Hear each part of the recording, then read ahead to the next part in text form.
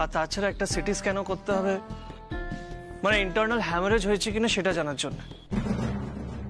হ্যাঁ, তা তো হবেই। মাথায় চোট লেগে অজ্ঞান হয়ে গেছে, অথচ রক্ত বেরোয়নি। এটা তো চিন্তার বিষয়। হ্যাঁ বাবা, চিন্তার বিষয়।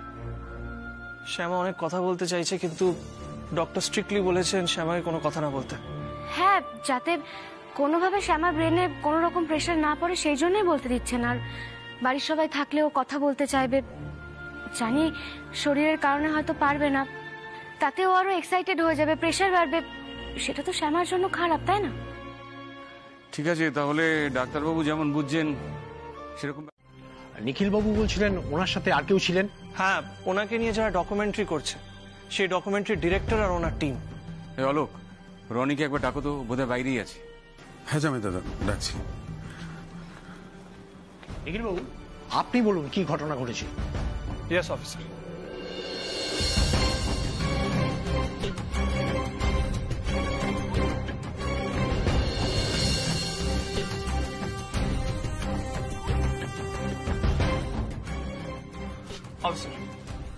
উনি হলেন রনি সেন। রনি, উনি যেগুলো জানতে চাইছেন একটু ডিটেলে বলে দেবে প্লিজ? হ্যাঁ নিশ্চয়ই। হ্যাঁ বলুন। আমরা কৃষ্ণকলি ম্যাডামকে নিয়ে শুট করছিলাম। আমাদের প্ল্যান ছিল যে বাড়ি থেকে শুট করতে করতে মণ্ডপ অব্দি যাব। তো বাড়ি থেকে একটু দূর অব্দি গেছি, সবকিছু ঠিকঠাক ছিল, ভালোই শুটিং হচ্ছিল। কিন্তু একটা জিনিস খেয়াল করিনি, বাড়ি আর মণ্ডপের মাঝামাঝি একটা গাড়ি পার্ক করা ছিল। আর সেটা যে কৃষ্ণকলি ম্যাডামকে তুলে নিয়ে যাওয়ার জন্য ছিল সেটা তো বুঝিনি। কৃষ্ণকলি ম্যাডাম পাশ দিয়ে যাচ্ছিলেন এবং আমরা ক্যামেরা দিয়ে ওনাকে ফলো করছিলাম একটু দূর থেকে। কতটা দূরে ছিলেন? এই সামান্য কিছুটা দূর। তারপরে দেখি হঠাৎ করে বেশ কয়েকজন গুন্ডা টাইপের কয়েকজন এসে কৃষ্ণকলি ম্যাডামকে জোর করে গাড়িতে তোলার চেষ্টা করছিল। তা আমরা চেঁচামেচি শুরু করি যাতে আশেপাশের লোকের কানে পৌঁছায়। এবার শুধু আপনার একটাই কাজ, শ্যামাকে নার্সিং হোমে অ্যাডমিট করার পরে কোনোভাবে যেন বাড়ির কারোর সাথেও দেখা না করতে পারে, এমনকি নিখিল বাবুর সঙ্গেও না। আর কেউ যদি খুব জোর করে তাহলে তাহলে দরজার বাইরে থেকে, কিন্তু কাছ থেকে আপনি কোনোভাবে অ্যালাউ করবেন না। ডক্টর, এই 4 দিন কিন্তু আপনাকে যে কোনোভাবে মেনটেন করতেই হবে এটা। সেটা তো ঠিকই, কিন্তু আমার একটা টেনশন হচ্ছে আমি আবার কোনোভাবে ফেসে টেসে না যাই। দেখুন, আমার ডাক্তারি লাইসেন্সটা আবার ক্যান্সেল হবে না? কোনোভাবেই আপনার লাইসেন্স ক্যান্সেল হবে না, আপনি নিশ্চিন্তে বাড়ি যান। আর বাড়ি যাওয়ার পর তাড়াতাড়ি অ্যাম্বুলেন্সটা পাঠিয়ে দিন। না না, এক্ষুনি পাঠিয়ে দিচ্ছি। ওকে, বাই বাই। বেতন দিয়ে দেবো আমি। আরো একটা কথা, শ্যামাকে কখন কিভাবে কোন দিন তুলতে হবে সবটা আমি তোমাকে বলবো। নিজে থেকে কোনো রকম কোনো প্ল্যান না, যা করতে হবে সবটা আমি তোমাকে বলবো। আর আমার প্ল্যান যেন একটু এদিক ওদিক না হয়।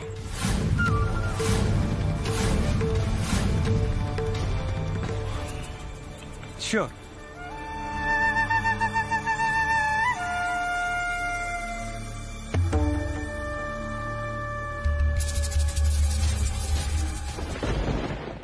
শ্যামার কাছাকাছি না যেতে পারে।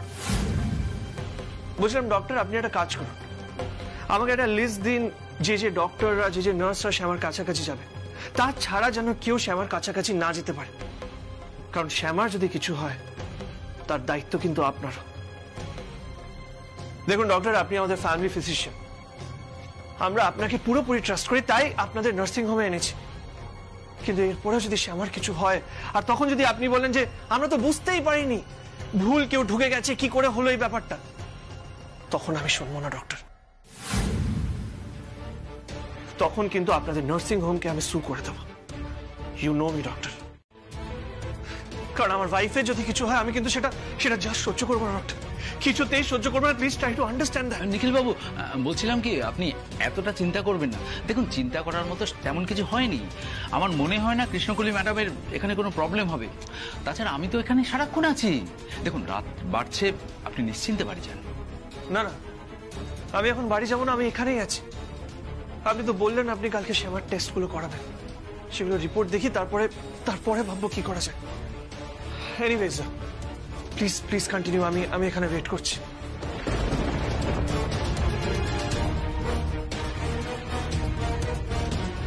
কিছু নেই, তুমি এক কাজ করো নিখিল, আধ ঘন্টার জন্য হলেও বাড়িতে এসে ঘুরে যাও।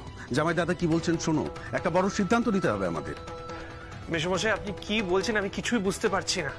মানে কি গন্ডগোল হয়েছে, কিসের সিদ্ধান্ত নিতে হবে আমাকে একটু ক্লিয়ারলি বলুন প্লিজ।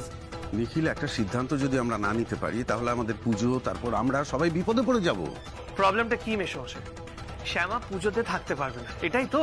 হ্যাঁ নিখিল, কিন্তু সেটা তো মেশমশাইতে প্রবলেমের কি আছে? ক্লাবের লোকজনদের আমরা সব সত্যি জানিয়ে দেব। দেখো আমরা একটা ছোট মিটিং ডাকবো আর সবাইকে বলে দেবো যে শ্যামা অসুস্থ আর ওর কাজকর্মটা ডিভাইড করে দেবো, দ্যাটস ইট। আর ওরা নিশ্চয়ই সমস্যাটা বুঝবে। না না, তুমি বুঝতে পারছো না নিখিল। আনওয়ান্টেড কেউ যেন শ্যামার ঘরে ঢুকতে না পারে। কোনো ডক্টরও যদি আই কার্ড ছাড়া শ্যামার কেবিনে ঢুকতে যায় তাকে আটকানো হবে। আর পুলিশকে আমি সেটা বলেও দিয়েছি। বোঝার চেষ্টা করুন ডক্টর, কৃষ্ণকলির জীবন খুব মূল্যবান, শুধু আমার বা আমার পরিবারের কাছে না, এই পৃথিবীতে ছড়িয়ে থাকা ওসব ভক্তদের কাছে।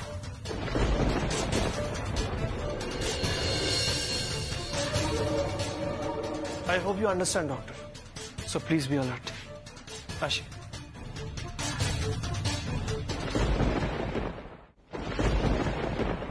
আমার ব্যাপারটা এক্ষুনি কাউকে কিছু বলো না।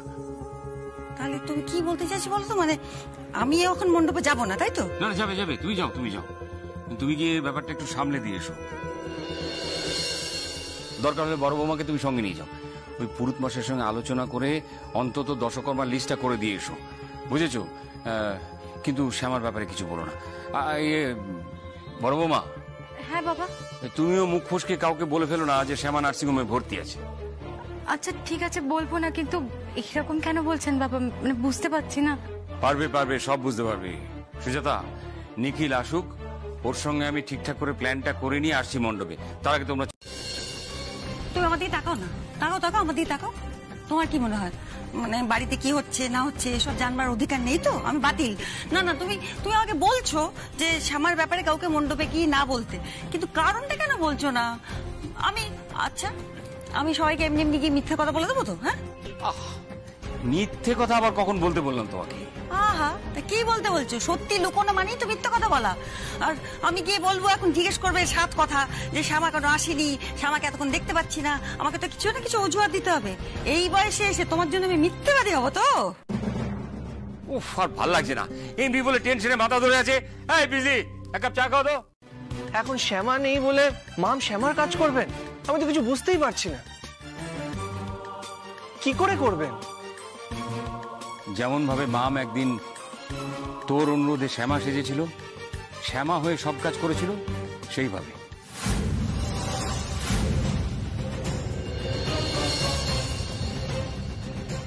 বাবা বাবা তুমি ঠিক কি বলতে চাইছো? বলছি মামকে আরো একবার ওই মেকআপ লাগিয়ে শ্যামা সাজতে হবে নিখিল।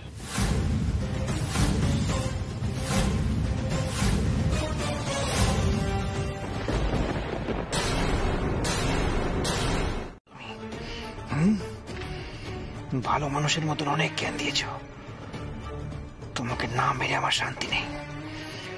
তোমার জন্যই শাস্তি ভোগ করছি আমি। তোমাকে আমি মারবই, কি হবে? ফাঁসি হবে তো হবে। এবার তোমাকে আমি মেরে তারপরে মরবো। তোমাকে আমি মারবই, তোমার সাধের পুজো মণ্ডপেই তোমাকে মারবো, এই আমার প্রতিজ্ঞা।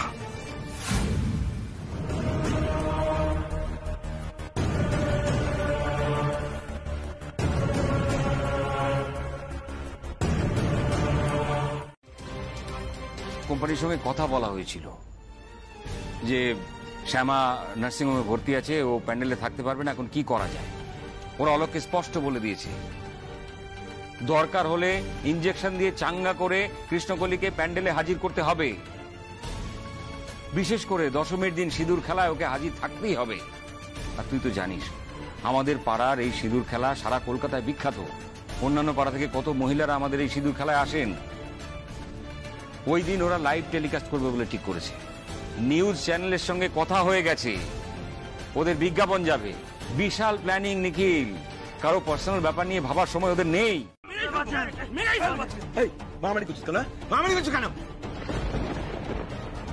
এ কি, এ তো অজ্ঞান হয়ে গেছে। অজ্ঞান হয়ে গেছে? আরে তাড়াতাড়ি ছেলেটা নিয়ে আয়, তখন ডাক, হসপিটালে নিয়ে যেতে হবে তো। যা তাড়াতাড়ি যা। হ্যাঁ হ্যাঁ হ্যাঁ হ্যাঁ যা। স্যার বিশ্বাস করুন আমি কিছু করিনি। স্যার বিশ্বাস করুন স্যার, আমি মারামারি করিনি। ওই প্রথমে আমার গায়ে হাত দিয়েছিল, আমি চুপ করে বসে থাকবো? মারামারি করিস নি? বলছি আমি কিছু করিনি। চুপ, কোনো কথা না। আগে ওকে হসপিটাল নিয়ে যাওয়ার ব্যবস্থা করি, তারপর তোর ব্যবস্থা করছি। দাঁড়া। I am coming, Shama. I'm coming.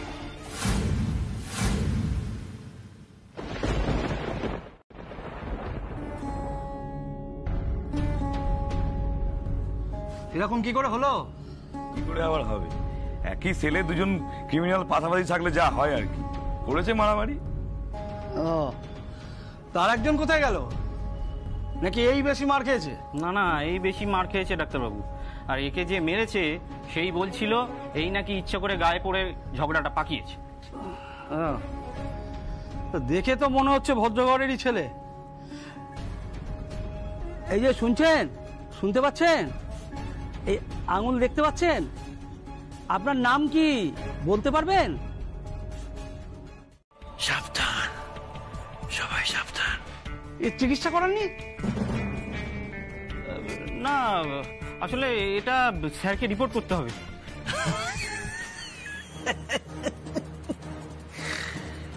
কে কাকে রিপোর্ট করবে অফিসার?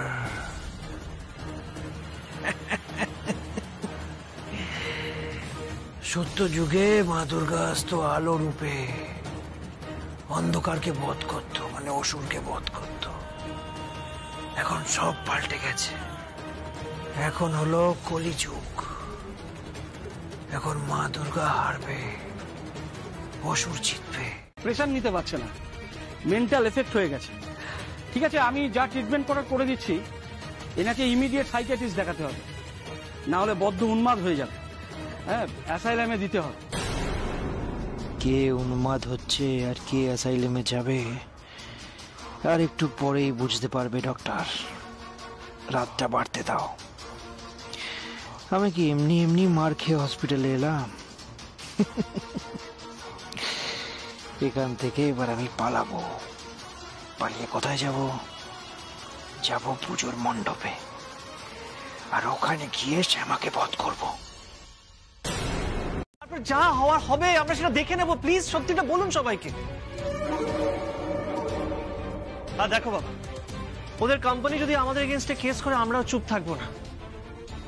আমাদের লয়ার ওদেরকে চিঠি পাঠাবে, আর নার্সিং হোম থেকে তো শ্যামার মেডিকেল সার্টিফিকেটও আমরা পাবো, সেটা অ্যাটাচ করে দেবো। বাবা, আমরা ওদের সাথে কোনো ফ্রড করছি না, এটা একটা জেনুইন কেস। আর মানুষের অ্যাক্সিডেন্ট হতে পারে, শরীর খারাপ হতে পারে, এটা তো আমরা আগে থেকে ফোরকাস্ট করতে পারি না। আর আই এম শিওর এগ্রিমেন্টে কোনো ওয়ে আউট আছে বাবা। দরকার হলে ওদের টাকা আমরা ফেরত দিয়ে দেবো, কিন্তু ক্ষতিপূরণ দেবো না। মানে ওদের কোম্পানি সবকিছু আমরা মানবো নাকি? এই ক্ষতিপূরণ আমরা দেবো না, ট্রাস্ট মি। গুটিয়ে চুপচাপ বসে থাকবো না, সেটা আমার পক্ষে সম্ভব না। আমার বাবা, প্লিজ আপনিও মায়ের মতো টেনশন করবেন না। আমার শ্যামা সাজতে কোনো রকম কোনো আপত্তি নেই। আর নিখিল বাবু, শ্যামা যখন ছিল না তখন তো আপনি আমার কাছ থেকে হেল্প নিয়েছিলেন, তাহলে আজ কেন নিতে চাইছেন না? ও বুঝেছি, আজ শ্যামা ফিরে এসেছে তাই।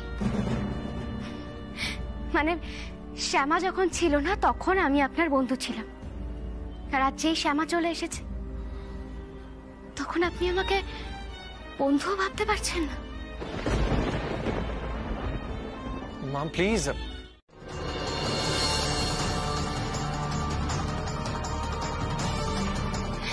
আর এটা জানার পরেও আমি এখনো পর্যন্ত এই বাড়িতে আছি।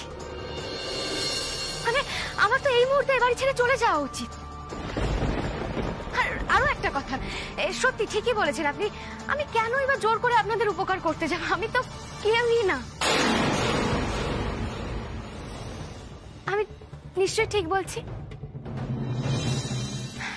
এই কথাটা আমার কাছে ঠিক কতটা ইনসাল্টিং আপনি কি বুঝতে পারছেন? না না মাম, নিখিল ওভাবে বলতে চাইনি, তুমি কষ্ট পেও না। মাম প্লিজ ট্রাই টু আন্ডারস্ট্যান্ড। আমাকে পুরোপুরি মণ্ডপের দিকে ঘেঁচতেও বারণ করে দিয়েছিলেন। আমি কিন্তু সেই নিয়ে আপনাকে কোনো কথা বলিনি, একবারও এটাও বলিনি যে আমিও কিন্তু আপনার বউ। শুধু শ্যামা কেন, আমারও মণ্ডপে যাওয়ার অধিকার আছে, আমিও যাব। আমি এরকম কখনো বলিনি। নিজের অধিকার ফলানোর চেষ্টাও করিনি। তাহলে কেন কেন আপনি আমাকে কিছুই করতে দিচ্ছেন? এটা তো আমার সঙ্গে অন্যায় করা হচ্ছে নিখিল বাবু।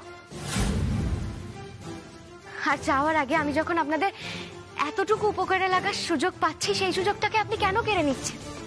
আমার কি এতটুকু অধিকার নেই? বলুন না নিখিল বাবু। প্রচন্ড ব্যথা করছে ডাক্তারবাবু। আমার অসম্পূর্ণ কাজ আমি সম্পূর্ণ করতে আসছি শ্যামা। সারা জীবন যখন আমাদের জেলেই কাটাতে হবে, আমাদের সন্তানকে যখন আমরা দেখতে পারবোই না, তখন তোমাকে ছেড়ে দেব কেন? তোমাকে তো মরতেই হবে। আগের বার আমার কাজ সম্পূর্ণ করতে পারিনি, কিন্তু এইবার তোমাকে আমি শেষ করবই। এটাই আমার বদলা। হতে পারে, কিন্তু ও যেভাবে বলছে আমার মনে হয় যে ও পারবে। দেখ, ওর যখন এই পরিবারের প্রতি এতটা ভালোবাসা রয়েছে, আমাদের সঙ্গে এতটাই বন্ডিং রয়েছে, তখন আমার মনে হয় ওই আমাদের এই বিপদ থেকে রক্ষা করতে পারবে। আমি তো নিঃসংকোচে মামের কাছ থেকে এই হেল্পটা নিতে রাজি আছি। তুইও রাজি হয়ে যা নাকি? হ্যাঁ চোদ্দ বাবু, রাজি হয়ে যাও। আমি এই পাড়ার সকলকে চিনি, ওই মোটা মাসিমা, খুদকুতে পিসিমা, সন্দেহবাদী কাকিমা সকলকে চিনি। আর আমি জানি ছোট বৌদির ওদের কি কি নামে ডাকতো। তেমন যদি হয় আমি মামবদিকে ট্রেনিং দিয়ে দেবো। হে ভগবান, দেখছিস একটা গুরুত্বপূর্ণ কথা হচ্ছে, তার মধ্যে তোর মাসিমাদের বর্ণনা একটু বন্ধ করতো। প্রয়োজন হলে তোকে বলবো। মাম বৌদিমণিকে একটা সুযোগ দাও না গো, তাতে হয়তো নতুন বৌদিমণি দুশ্চিন্তা থেকে মুক্ত হবে। সে হাসপাতালে শুয়ে শুয়ে কত না দুশ্চিন্তা করছে। আসলে নতুন বৌদিমণি অসুস্থ হওয়াতেই তো পুজো এবার বেশ ক্ষতি হয়ে গেল। কর্তাবাবু, আমি যদি কিছু ভুল বলি তাহলে আমায় ক্ষমা করে দিও। আসলে নতুন বৌদিমণি বা আর কেউ যখন জানবে যে মাম বৌদিমণিকে আমরা কৃষ্ণকলি সাজিয়ে এত বড় বিপদ থেকে উদ্ধার পেয়েছি, তখন কিন্তু সবাই খুশিই হবে। কেউ কোনো অবিশ্বাস করবে না, বরং আমাদের বাড়ির নামে, মাম বৌদির নামে সবাই ধন্য ধন্য করবে।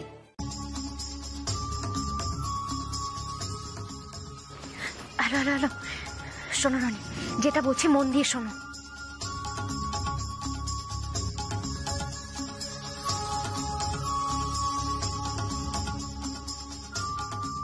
কি বলেছি সেটা বুঝতে পেরেছো? গুড। শোনো, আমি এখন রাখছি।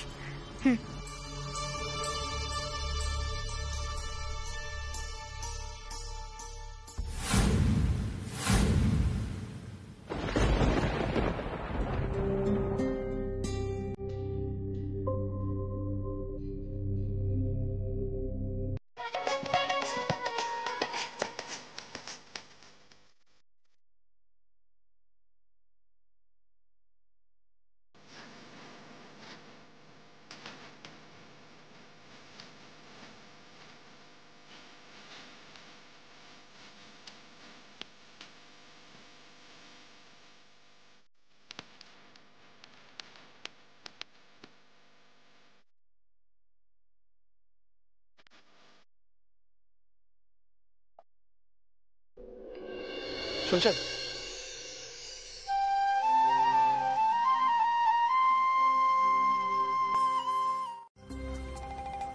আসলে গানের গলাটা না আমার খুব চেনা চেনা লাগলো।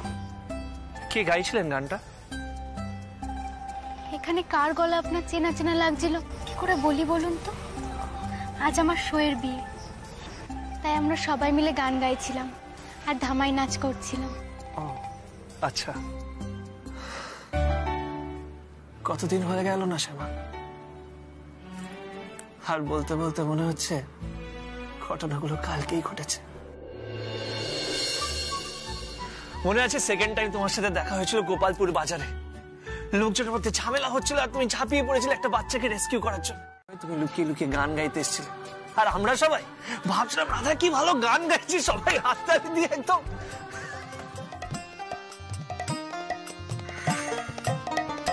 মিলন হবে কত দিনে, মিলন হবে কত দিনে, আমার মনের মানুষের সনে।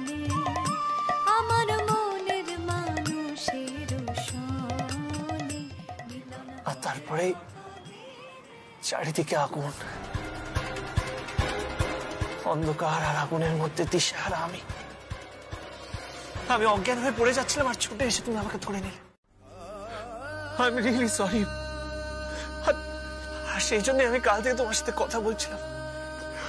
আই এম সরি শ্যামা, আমি তোমার সাথে বাজে ব্যবহার করেছি। আমাকে প্লিজ ক্ষমা করে দাও, প্লিজ। তাড়াতাড়ি সুস্থ হয়ে ওঠো শ্যামা। আমি তোর সব কথা শুনবো আর কোনোদিনও তোমার উপরে রাগ করবো না, আমি কথা দিচ্ছি শ্যামা। কিন্তু তুমি প্লিজ সুস্থ হয়ে ওঠো শ্যামা, প্লিজ।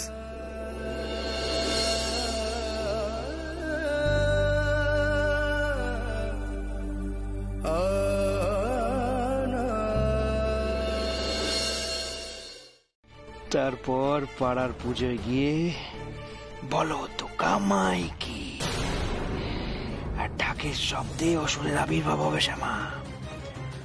অসুরটা এখন জেলের হসপিটালে, কিন্তু অসুর না গেলে শ্যামা দেবীর পুজো যে অসম্পূর্ণ থেকে যাবে। আসছে শ্যামা, তোমার মণ্ডপে অসুর আসছে, তৈরি থেকো। শ্যামা, কখনো ভেবেছিলাম যে তোমার সাথে আমার বিয়ে হবে? ভাববো কি করে? আমি তো সবসময় ভেবেছিলাম যে মা যাকে আমার জন্য সিলেক্ট করবে তাকে বিয়ে করে নাও।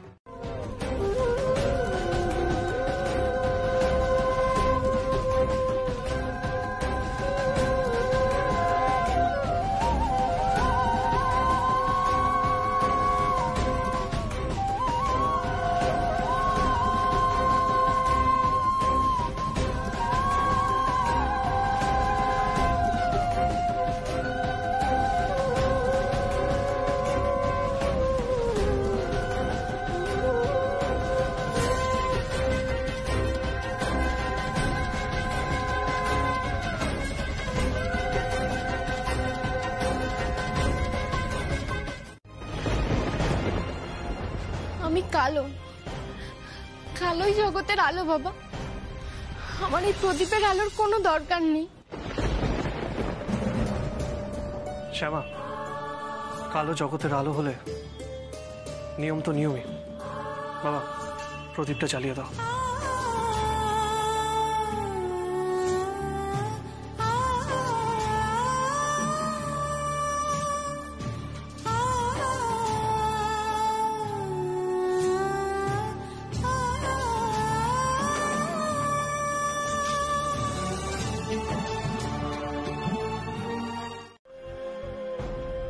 তুমি আসার পর থেকেই কেমন অচেনা লাগছিল তোমাকে, কেমন ভয় করছিল আমার। কেন শ্যামা? আমি মামকে বিয়ে করেছিলাম বলে, নাকি নাকি এর পেছনে অন্য কোনো কারণ আছে? শ্যামা, শ্যামা প্লিজ, প্লিজ তুমি সুস্থ হয়ে এগুলো আমাকে বলো প্লিজ। তোমার সব কথা, সব অভিযোগ শোনার জন্য আমি অপেক্ষা করে আছি শ্যামা। কি বলো না, মামকে বিয়ে করেছিলাম বলে তুমি এরকম করলে? কেন বুঝতে পারছো না শ্যামা? আমি মামকে তোমার খুনিতে ধরার জন্য বিয়ে করেছিলাম, দ্যাটস ইট। আজ সপ্তমী, বাইরে ঢাক বাজছে, চলো চলো আমরা একসঙ্গে মণ্ডপে যাও। শ্যামা, শ্যামা তোমার অভাব কি মাম ভরাতে পারে? তুমি এখানে এভাবে শুয়ে আছো, মনে হচ্ছে প্রত্যেকটা মুহূর্ত থমকে আছে। আর আমি তোমাকে ছেড়ে কোথাও যাব, আমার যেতে ইচ্ছেও করছে না শ্যামা। প্লিজ প্লিজ তুমি।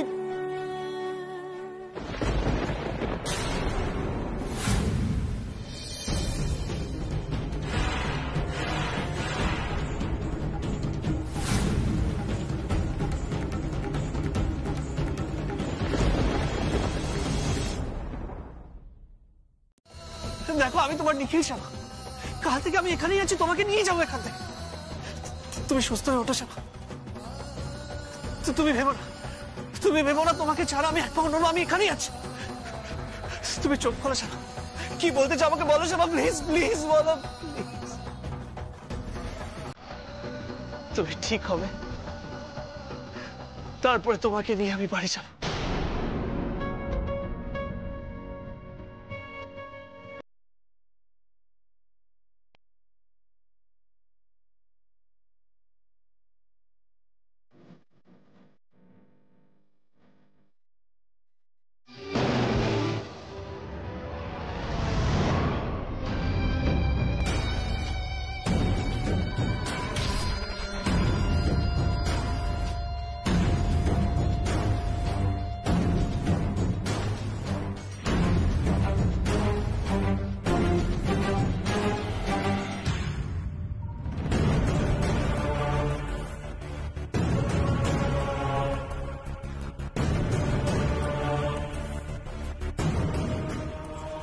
কি শ্যামা, কেমন আছো?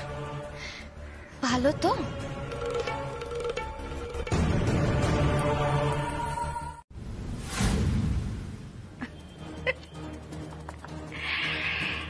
এই যে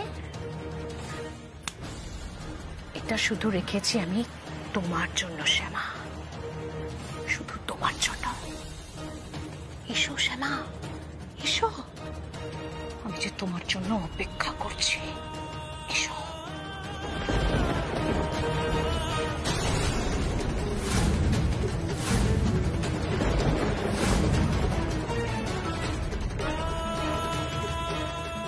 কি লাইটার নিয়ে কি করছেন আপনি? এটা কোত্থেকে পেয়েছেন? এই চৌধুরী পরিবারের সবার পারমিশন নিয়ে।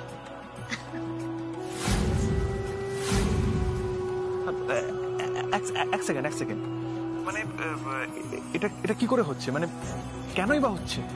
হ্যাঁ, কারণ এখন তো চৌধুরী পরিবারের কারোর কাছে আর কোনো উপায় নেই।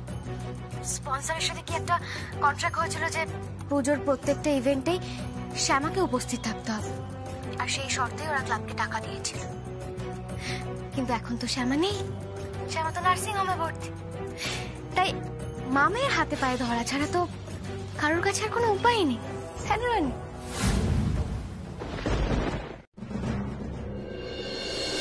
অমন কোনো চিন্তা আমার মাথায় নেই। যে মানুষের মনই মরে গেছে, শুধু শুধু আগুন দিয়ে শরীর জ্বালিয়ে কি আমি শান্তি পাবো গো বাবারা? পাবো না। আমি এটা কুড়িয়ে পেয়েছিলুম পথে। গরিব মানুষ তো, যা পাই যত্ন করে তুলে রাখি। বলা যায় না কখন কোনটা কোন কাজে লাগে। ওই পুরনো জিনিসগুলো ঘেটে ঘুটে দেখছিলাম, ওই তখনই হাতের কাছে এটা পেয়ে দেখছিলাম, আর কিছু নয় গো বাবারা। কাউকে জ্বালানোর জন্যই চাইছি, কিন্তু সেটা নিজের জন্য না, তোমার ছোট ছেলের বউয়ের জন্য, যার জন্য আমার স্বামী কোনোদিন পৃথিবীর আলো দেখতে পাবে না। তাকে আমি ছাড়বো কি করে? তোমাকে আমি এমন ভাবে পোড়াবো শ্যামা, ওই পোড়া মুখ নিয়ে তুমি কোনোদিন কারোর সামনে আসতে পারবে না। সারা জীবন ওই বিভৎস চেহারা নিয়ে তোমাকে বেঁচে থাকতে হবে, একা নিঃসঙ্গ। তবেই আমি আরাম পাবো। সেটাই করব। তুমি শ্যামাকে নিয়ে ডকুমেন্টারি ফিল্ম বানা। দেখো, এমনিতে তো তোমার ওই ডিরেক্টর হওয়ার শখ ছিল, নাও এবার যত ইচ্ছে প্র্যাকটিস করে নাও। তবে হ্যাঁ, ওখানে কিন্তু আমি আম্রপালি না, ওখানে আমি কৃষ্ণকলি। আর তুমি কৃষ্ণকলি হিসেবেই আমার সঙ্গে শুটিং করবে।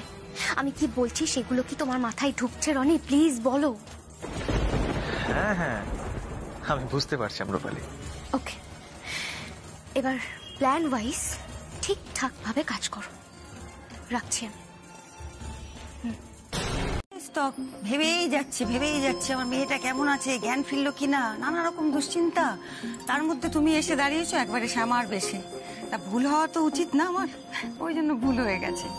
ও বড় বৌমা, দেখো না দেখো, আমার ভুল হওয়া কি খুব অস্বাভাবিক ছিল? একেবারে একরকম লাগছে না?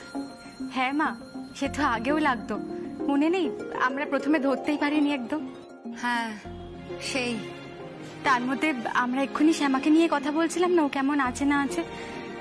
ও তোমাকে মা বলে এসে ডাকলো, আমরা ওই জন্যই গুলিয়ে ফেলেছি। তোমাকে একদম শ্যামার মতো লাগছে, একটু আলাদা লাগছে না। দেখি এদিকে দেখি।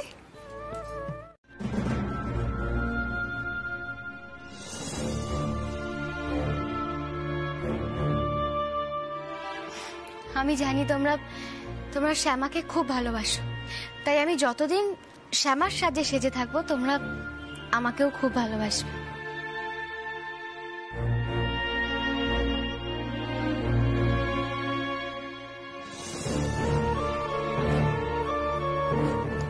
হে মা, শোনো মেয়ের কথা, এ তো অভিমানের কথা হলো, তাই না? আমরা মামকেও খুব ভালোবাসি।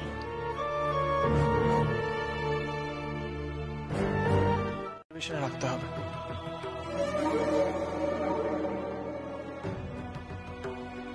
শ্যামা আর কখনো নর্মাল হবে না নিখিল বাবু। শ্যামাকে ছাড়া থাকার অভ্যেস আমি আপনাদের করিয়ে দেব।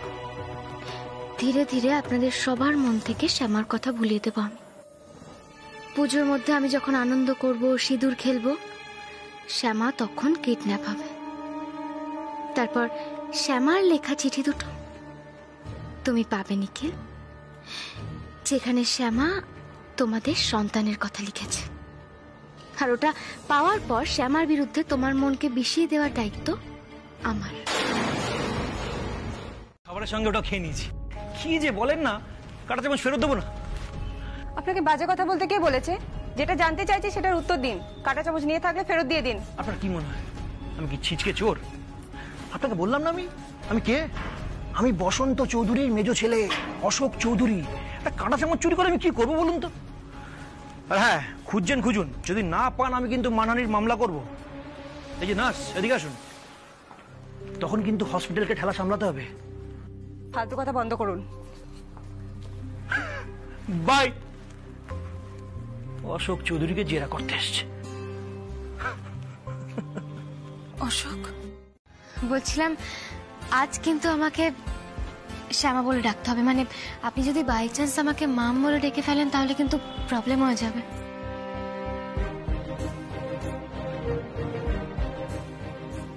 হ্যাঁ রে নিখিল, বাড়ির মধ্যেই ভুল করছিস, ওখানে গিয়ে টেনশনে তো আরো ভুল করবি। বুঝে শুনে কথা বলিস।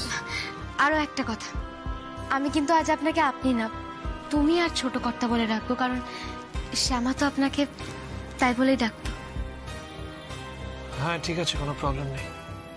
আসি মা, বড় বৌদি আসি, চলো। মা আসি, তুমি সাবধানে যাও।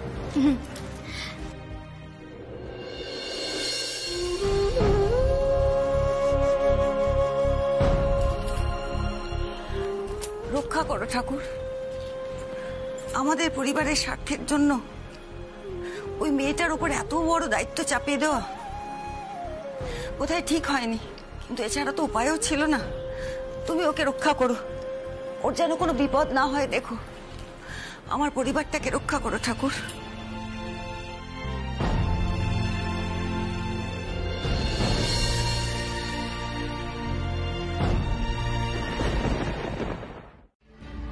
অনেকবার আপনার থেকে হেল্প চেয়েছি, কিন্তু কিন্তু আপনাকে আর কোনো বিপদে আমি ফেলতে চাইছি না। পুলিশকেও কল করেছিলাম জানার জন্য যে ওই কিডন্যাপিং এর গাড়িটার কোনো ট্রেস পেয়েছে কিনা, কিন্তু ওরাও কিছু বলতে পারছে না। যাক, এই দিক দিয়ে বাঁচো। বেচারা আমার জন্য ভয় পাচ্ছেন, এদিকে জানেও না যে আমাকেই ওনার আসল ভয় পাওয়া উচিত। আমার কাছ থেকেই ওর শ্যামাকে বাঁচানো দরকার। তাই হয় না, আমি যা করেছি আমার সব জ্ঞানে করেছি। তুমি তাই নাও, এসব কথা একদম বলবে না প্লিজ। তুমি বলো তুমি কেমন আছো? কতদিন পর তোমাকে দেখলাম।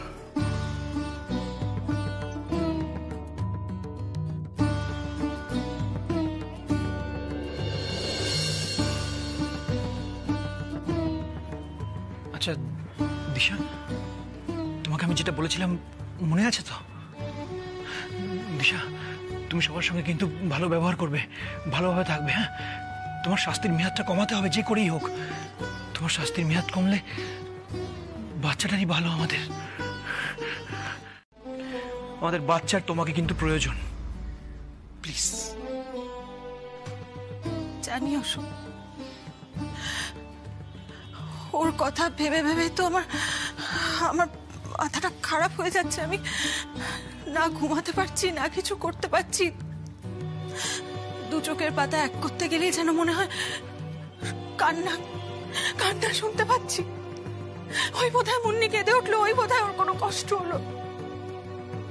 আর এখন শ্যামা যেহেতু ফিরে এসেছে, আমার ভয়টা আরো বেড়ে গেছে অশোক। ওরা সবাই মিলে মুন্নিকে থাকতে দেবে তো বাড়িতে? মানে ওকে কোনো হোমে বা অনাথ আশ্রমে পাঠিয়ে দেবে না তো? অশোক অশোক অশোক, ওরা অলরেডি এতদিনে মুন্নিকে পাঠিয়ে দেয়নি তো কোথাও। ওরা তো আমাদের কিছু জানানোর প্রয়োজন মনে করবে না। অশোক কি হবে অশোক যদি এরকম হয়? কি হবে? এরকম কিচ্ছু হবে না, এরকম কিছু হবে না। এরকম যদি ওরা করার চেষ্টা করে বা এর ব্যাপারে ভেবেও থাকে, আমি শেষ করে দেবো।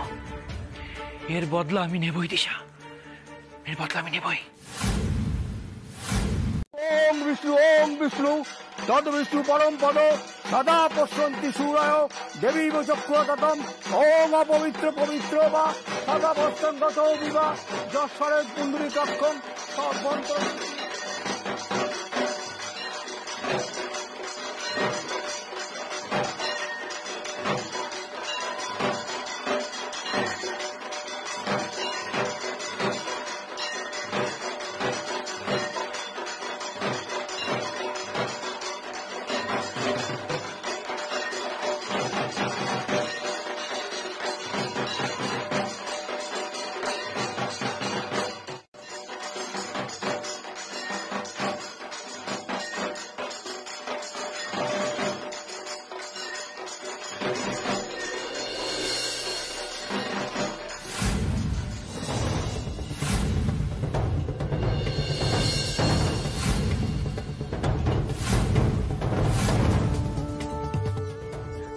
আসুন।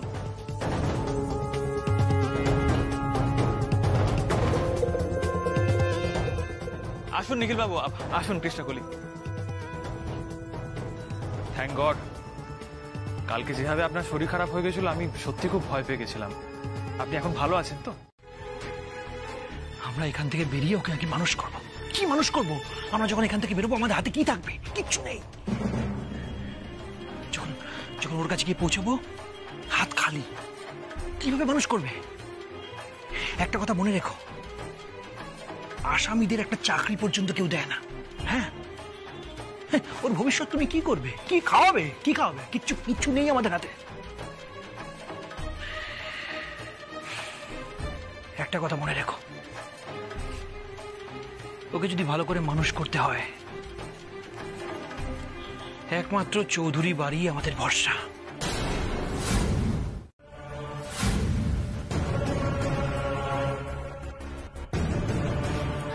নিখিল বাবু, ইটস ফেট। সাদা বাংলায় যাকে বলে ভাগ্য। আপনি ভাবতে পারছেন ওই ফুটেজ যদি আমার কাছে থাকতো, আমার এই ডকুমেন্টারি ফিল্মটা আমার জন্য কতটা ইন্টারেস্টিং হতে পারতো। ওই পুরো ফুটেজটা না আমাদের প্রত্যেকেরই প্রয়োজন। আমার কি মনে হয় জানেন, আমার মনে হয় মা বোধহয় চাননি, আর তাই হয়তো আমাদের কপালে ছিল না।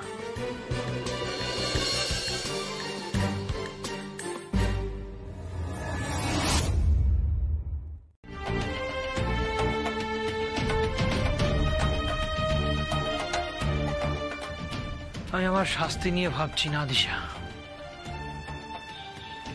সে আমাকে না মেরেই তো শাস্তি ভোগ করছি। এবার না হয় সত্যি সত্যি সে আমাকে মেরে আরো কিছু বছর বেশি শাস্তি ভোগ করব। কিন্তু শ্যামা, এইবার তোমাকে মরতে হবেই। It's my challenge. দুর্গাপুজোর মণ্ডপেই তোমাকে আমি মারব।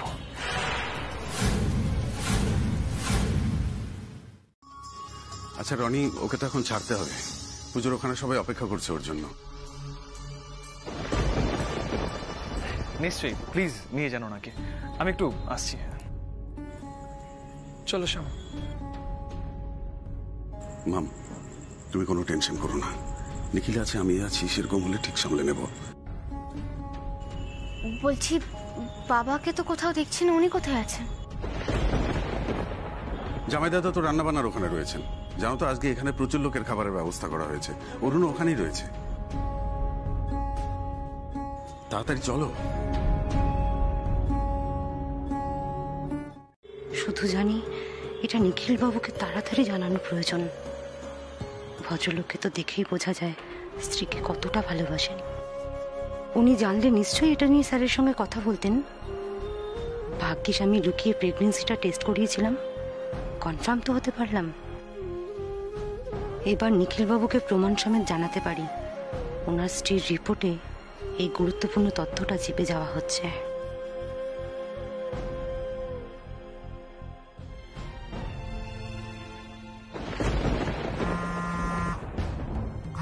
ওম সর্বমঙ্গল মঙ্গলে শিবে সর্বাত্ম সাদিকে। আপনি নিখিল চৌধুরীকে ফোন করছিলেন কেন? আপনাকে তো বলা হয়েছিল টাকা দেয়া হবে, তাও কেন ওনাকে ফোন করছিলেন? হঠাৎ করে কি আপনার বিবেক জেগে উঠলো? স্যার আপনি এই কাজটা করতে পারেন না স্যার, আমাদের কাজ রোগীদেরকে সুস্থ করে তোলা। আপনি একটা প্রেগনেন্ট মহিলাকে রং ট্রিটমেন্ট করছেন স্যার, আপনি এই কাজটা করতে পারেন না। আমি জানি আপনি কারোর কথাতে এই কাজটা করছেন। প্লিজ স্যার আমাকে বলুন আপনি কার কথাতে এই কাজটা করছেন স্যার? স্যার আপনি এই কাজটা করবেন না স্যার। কে বলেছে সেটা জানা কি খুব জরুরি আপনার? তাহলে কি নিখিল বাবুকে জানাতে সুবিধা হবে আপনার? সেটাই তো বাবা, আমি হঠাৎ করে দেখি দাউ দাউ করে আগুন জ্বলছে, আমি তো শ্যামামার পাশে বসেছিলাম। আমি তো সবার প্রথমে দেখলাম বলো, আমি তো দেখলাম বলো, না দেখলে আজকে শ্যামা মায়ের কত ক্ষতি না হয়ে যেত গো।